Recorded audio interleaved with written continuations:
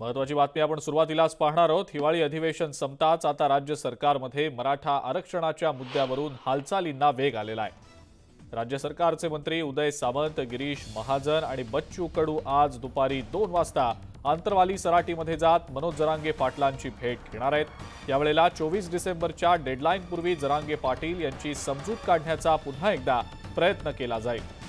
जरांगे पाटलांच्या मागण्या आणि सरकारने दिलेलं आश्वासन यावर सरकारचे प्रतिनिधी मध्यस्थी करणार असल्याचं समजतंय। त्यामुळे आजच्या या भेटीमध्ये नेमकं काय होतं हे पाहणं महत्त्वाचं ठरेल।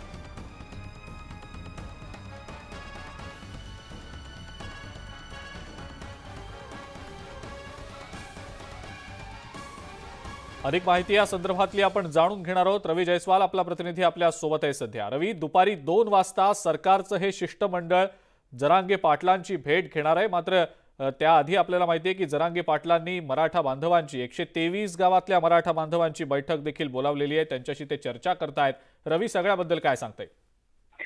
आपण जर बघितलं तर मनोज जरांगे पाटील आज गोदाकाठच्या 123 गावांची जी आहे ती बैठक बोलावलेली आहे आणि या बैठकीमध्ये 24 तारखेच्या डेडलाईन नंतर नेमकं काय करायचं, आरक्षण जर मिळालं नाही तर त्या पार्श्वभूमीवर जरांगे पाटील जे आहे ते मराठा बांधवांशी चर्चा करणार आहेत। आणि या दरम्यान जे आहे ते राज्य सरकारचं शिष्टमंडळ जे आहे ते आंतरवाली सराटीमध्ये दाखल होणार आहे। दुपारी 2:30 वाजेपर्यंत जे आहे ते मंत्री गिरीश महाजन असतील, मंत्री उदय सामंत असतील किंवा मग संदीपान भुमरे असतील, हे जे आहे ते सरकारचं शिष्टमंडळ आंतरवाली सराटीमध्ये येणार आहे आणि मनोज जरांगे पाटील यांची समजूत काढण्याचा जे आहे तो प्रयत्न केला जाणार आहे। कारण 24 तारखेची डेडलाईन जी आहे ती आता जवळ आलेली आहे, संपत आलेली आहे आणि त्या पार्श्वभूमीवर जरांगे पाटील यांनी सरकारला इशारा दिला होता आणि त्या इशाऱ्यानंतर जे आहे ते सरकार जे आहे ते आज आंतरवाली सराटीमध्ये दाखल होणार आहे आणि या दरम्यान मनोज जरांगे पाटील यांच्याशी चर्चा करणार आहे आणि त्याचबरोबर 123 गावांच्या गोदाकाठच्या मराठा बांधवांची देखील ते चर्चा करणार आहेत। जर आरक्षण मिळालं नाही तर पुढची आंदोलनाची दिशा कशी असणार आहे या बाबतीत सध्या मनोज जरांगे पाटील जे आहेत ते या सगळ्या लोकांशी, मराठा बांधवांशी चर्चा करतील। बरं रवी, धन्यवाद सविस्तर माहिती दिली त्याबद्दल। राज्यामध्ये मराठा आरक्षणाचा मुद्दा चांगलाच गाजतोय। मराठा आरक्षणाच्या संदर्भात मनोज जरांगे पाटलांनी सरकारला दिलेली मुदत 24 डिसेंबरला संपतीये। अशातच मनोज जरांगे पाटलांनी आंतरवाली सराटीमध्ये बैठक बोलावली आहे। 123 गावातील मराठा बांधव या बैठकीला हजर राहणार असल्याचं सांगितलं जात आहे।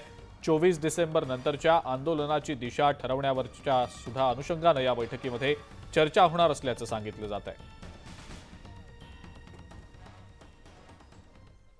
मनोज जरांगे पाटलांची बीड शहरामध्ये 23 डिसेंबरला इशारा सभा होणार आहे आणि त्यापूर्वी मराठा आंदोलनादरम्यान सक्रिय असलेल्या काही समन्वयकांना पोलीस प्रशासनानं नोटीसही पाठवली आहे।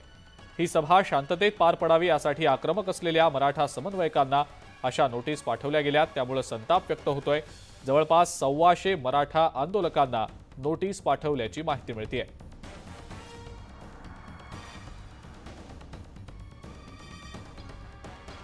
महत्वाची मोठी घडामोड सध्या आपण पाहतो आहोत। बीडमधील मराठा समन्वयकांना नोटीस पाठवली गेल्यानं काहीशी नाराजी समोर येताना दिसतेय। 23 तारखेला जरांगे पाटलांची बीडमध्ये इशारा सभा होणार आहे आणि या सभेच्या पूर्वी तब्बल 125 आंदोलकांना नोटीस पाठवली गेलेली आहे। सभा शांततेत पार पाडण्यासाठी ही नोटीस पाठवली गेल्याचं समजतंय।